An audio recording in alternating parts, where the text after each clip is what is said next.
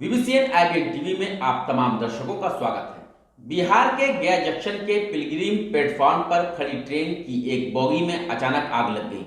देखते ही देखते आग ने विकराल रूप धारण कर लिया। आगलगी की सूचना मिलने के बाद फायर ब्रिगेड की गाड़ियां मौके पर पहुंची और आग बुझाने में जुट गई। हालांकि तब तक पूरी स्लीपर बोगी जलकर राख हो चुकी थी। घटना की सूचना पाकर मौके पर आरपीएफ, जीआरपी एवं रेलवे के कई अधिकारी भी पहुंचे। साथ ही फायर ब्रिगेड की कई गाड़ियां भी मौके पर पहुंच गई और आग बुझाने का कार्य किया।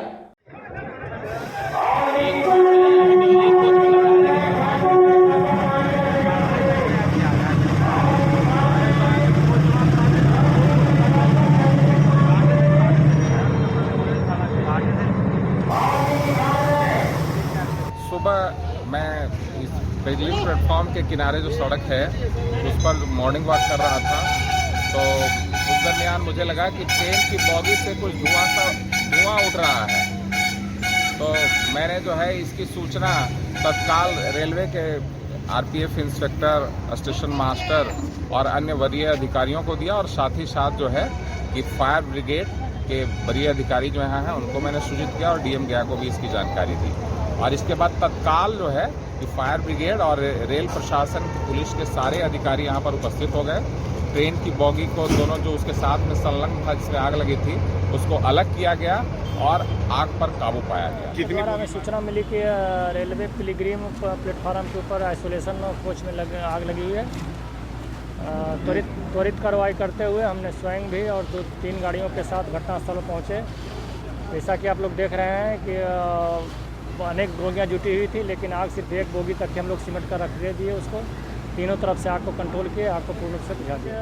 प्रथम दृष्टया तो यही लगता है कि आग किसी द्वारा लगाया गया है। प्रथम दृष्टया तो यही प्रतीत होता है। आग अपने से लगने की संभावना नहीं के बराबर है।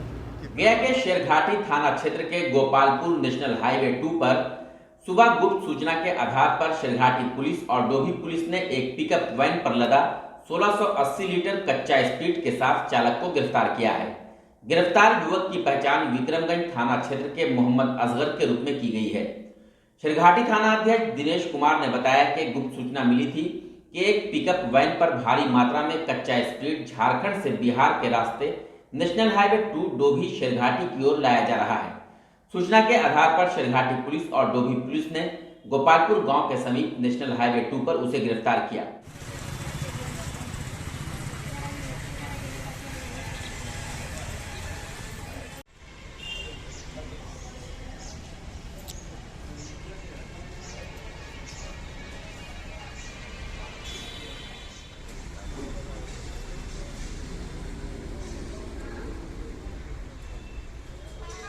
सोमवार को गया के गुरारू प्रखंड में जिला लोक शिकायत निवारण पदाधिकारी नरेश झा ने सर्वोदय उच्च विद्यालय में नवनिर्वाचित पंचायत जनप्रतिनिधियों के शपथ ग्रहण समारोह के दौरान लोक चौपाल कार्यक्रम के तहत बिहार लोक शिकायत निवारण अधिकार अधिनियम 2015 के तहत लोक समस्याओं को सुलझाने का गुर सिखाया तथा जनप्रतिनिधियों को बताया कि आप अपने क्षेत्र की जन समस्याओं को कैसे लोक जन शिकायत निवारण विभाग के माध्यम से सुलझा सकते हैं। इस लोक चौपाल कार्यक्रम में पंचायत चुनाव पर्यवेक्षक, जिला मत्स्य पालन पदाधिकारी सहित कई पदाधिकारी उपस्थित थे। आपका प्रश्न, इनका प्रश्न दोनों जवाब लिखिए। इससे ये फायदा होगा कि आपको पता चल जाएगा ये सड़क बना इस टोला मोहल्ला में, पैसा था 10 लाख रुपया, उसमें इतना ही 10 लाख में इतना ही फीट बना, अब पैसा खत्म हो गया। या हो सकता है ये जानकारी मिल जाए आपको, इसकी जांच वांच होगा तब नहीं 10 लाख में बनना था आपके घर तक, यहीं पर बन गया 10 लाख। लोक चौपाल कार्यक्रम था आज, तो हम लोग तो चाह रहे थे कि कहीं ये हो, मतलब लोगों के बीच में जाके बात रखें। ये चूँकि आज प्रखंड मुख्यालय पे बीडीओ साहब का एक कार्यक्रम निर्धारित था, पहले से हो गया था। तो यहाँ 2 पंचायत के सभी जनप्रतिनिधि जो है त्रिस्तरीय हैं, जो पंचायत ग्राम पंचायत के लोग हैं, 2 ग्राम पंचायत मुखिया जी हैं, वार्ड सदस्य सभी लोग हैं। इन लोगों के साथ हम लोगों ने लोक शिकायत निवारण अधिकार अधिनियम जो कानून आपका है इसके बारे में विस्तार से लोगों को मैंने बताया है। इसके कैसे इससे लाभ लेना है, कैसे इनको और अपने माध्यम से लोगों को लाभ दिलाना है, इसकी विस्तार से जानकारी दी गई है। उनसे चर्चा विस्तार पर हम लोग किया है, समस्याएं बताई हैं लोगों ने और इसका समाधान सही तरीके से होगा आने वाले दिनों में। लोक शिकायत निवारण अधिकार अधिनियम 2015 इसमें तो देखिए, पहला तो अधिकार, ये आपने जो कहा आदेश अस्पष्ट होता है, ये नहीं होना चाहिए, स्पष्ट होना चाहिए, क्योंकि आदेश की गुणवत्ता हम लोग का पहला एक व्यवस्था है, करना चाहिए। कहीं कमी है तो उसमें ये भी है, अगर मान लीजिए कोई आदेश में अगर लोग संतुष्ट नहीं हुए, अस्पष्ट है, तो वो लोग परिवादी जो भी हैं वो चाहें तो फिर से अपने आदेश को स्पष्ट करने के लिए, पुनर्विलोकन कराने के लिए अपने ही जो विशेष लोक प्राधिकार के द्वारा वो आदेश दिया गया है उनके बात को रख सकते हैं और पुनर्विलोकन करके, रिव्यू करके अपने आदेश को सुधार कर सकते हैं। ऐसा प्रावधान है, ऐसा कहीं हो जाए। औरंगाबाद जिले के मदनपुर प्रखंड अंतर्गत उमंगा पर्वत के उमंगेश्वरी मंदिर इन दिनों भक्तों श्रद्धालुओं का आस्था का केंद्र बन चुका है। ऐसी मान्यता है कि इस मंदिर की सबसे बड़ी विशेषता है कि जो भक्त व श्रद्धालु मंदिर में मां के दर्शन करने पहुंचते हैं, उनकी सभी मनोकामनाएं मां उमंगेश्वरी पूरा करती हैं। उमंगेश्वरी मंदिर के पुजारी बालमुकुंद पाठक ने भेंटवार्ता के दौरान संवाददाता द्वारा पूछे गए सवालों का जवाब देते हुए कहा कि जो भक्त व श्रद्धालु इस पर्वत के शिखर पर स्थित उमंगेश्वरी मंदिर के दरबार में आकर मन्नतें मांगते हैं, मां उनकी सभी मनोकामनाएं पूर्ण करती हैं।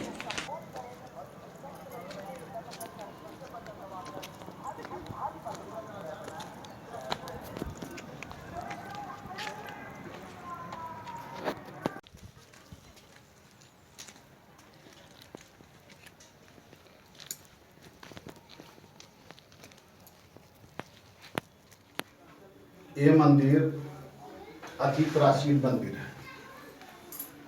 ओमगेश्वरी मंदिर जो है सो लाखों वर्ष पुराना ये स्थान है और यहाँ माता पार्वती जो है सो आकर के साधना करी थी, इसलिए इसका जगह का नाम ओमगेश्वरी पड़ा। उमा के आने के चलते ओमगेश्वरी नाम से इसको लोग संबोधित करता है। और ये उमा गई, उमा यहाँ आकर के साधना तपस्या करी थी, इसलिए ये जगह का नाम ओमगेश्वरी पड़ा। और यहाँ पर जो है सो एक से एक दिग्गज साधक और यहाँ पर जो है सो तंत्र पद्धति से, तांत्रिक पद्धति से यहाँ पर साधना करने का विधान है। तंत्राचार में जो है सो तंत्र में 5 देवता का बड़ा महत्व है। पंच देवता का ई पीठ रहा है।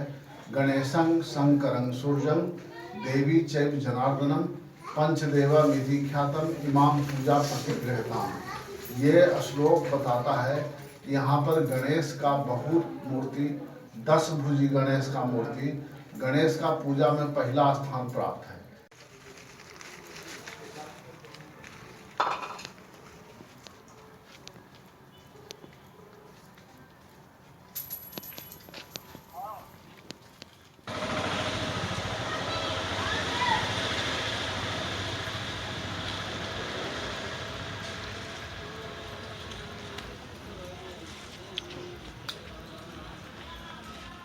सीनियर राष्ट्रीय शूटिंग बॉल प्रतियोगिता का भव्य आयोजन किलकारी बिहार बाल भवन गया में आयोजित किया गया।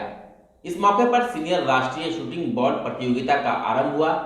प्रतियोगिता का उद्घाटन एसएसपी डीआईजी के द्वारा हुआ।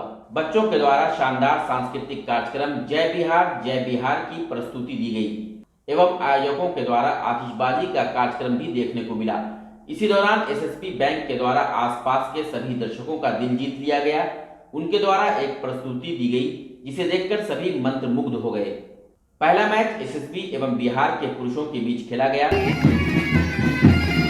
सलामी देते हुए आगे बढ़ती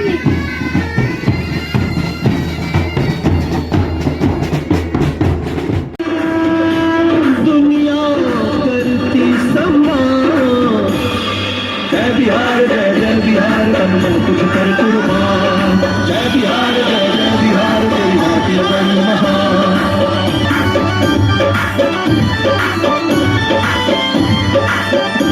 वो जरासंध वो बिंबिसार इतिहास रचा वो करनिया,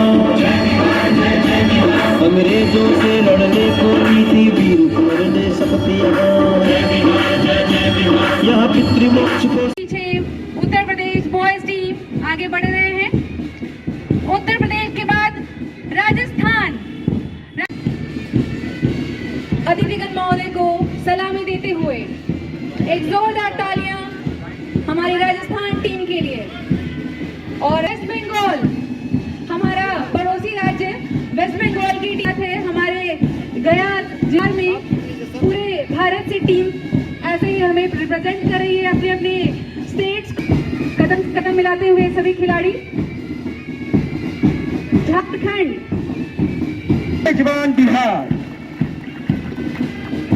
Bihar senior national shooting ball federation cup championship है और इसमें पूरे राष्ट्रीय से पूरी टीम आई हैं, जो भी टॉप टीम्स हैं।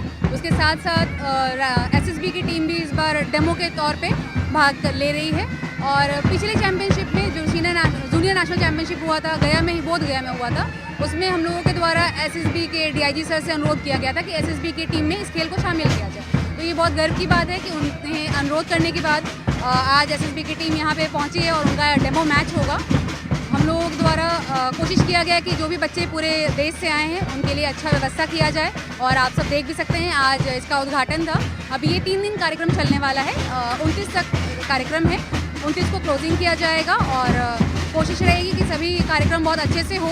हमारे द्वारा प्रयास है कि सब कुछ बहुत बेहतर हो और सभी खिलाड़ियों को बहुत बहुत शुभकामनाएं। बिहार के गया जिले के फतेहपुर प्रखंड के गुरपा ओपी क्षेत्र के झारखंड सीमा से सटे बकवारा जंगल से एसएसबी 29वीं बटालियन एवं गुरपा ओपी के संयुक्त छापामारी में नक्सलियों के द्वारा छुपाकर रखे गए हथियार और गोली बरामद किए गए। झारखंड राज्य की सीमा से सटे होने के कारण नक्सली गतिविधि वहां हमेशा जारी रहती है। इस संबंध में एसएसबी 29वीं बटालियन के कार्यवाहक कमांडेंट लोकेश कुमार ने बताया कि नक्सलियों की मंशा को कमजोर करने को लेकर सर्च अभियान चलाया गया। इस सर्च अभियान में खोजी कुत्ता और डिटेक्टर मशीन का भी सहारा लिया गया है। इसी क्रम में बकवारा जंगल से नक्सलियों के द्वारा छुपाकर रखे गए 2 राइफल, 2 पिस्तौल, 1 थर्नेट और 9 जिंदा कारतूस के अलावा अन्य सामान बरामद किए गए। जिला स्तरीय समन्वय एवं अनुश्रवण समिति की एक बैठक गया समाहरणालय स्थित सभागार में संपन्न हुई। इस मौके पर सांसद विजय कुमार मांझी, नगर विधायक डॉक्टर प्रेम कुमार, जिला पदाधिकारी अभिषेक कुमार सिंह के अलावा डीडीसी एवं अन्य अधिकारी शामिल हुए।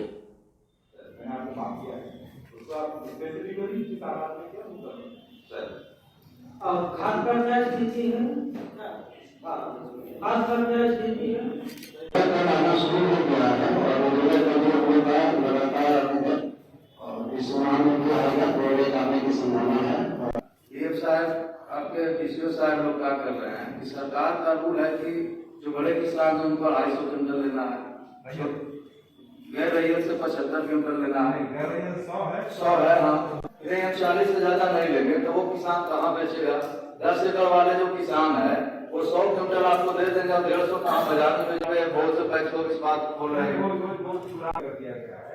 जो सरकार का निर्देश है क्योंकि फाइनल टारगेट आ गया है, उसका तो पैक को पूरा टारगेट दे दिया गया। उसके बाद डायरेक्ट को क्लियर है कि अब रैयत हाई सेक्टर का ये बेसिकली को पैक देश में कंप्लेंट है क्योंकि हमको बताते हैं कि मामला है सरकार का नीति है तो गैर के लिए तो था।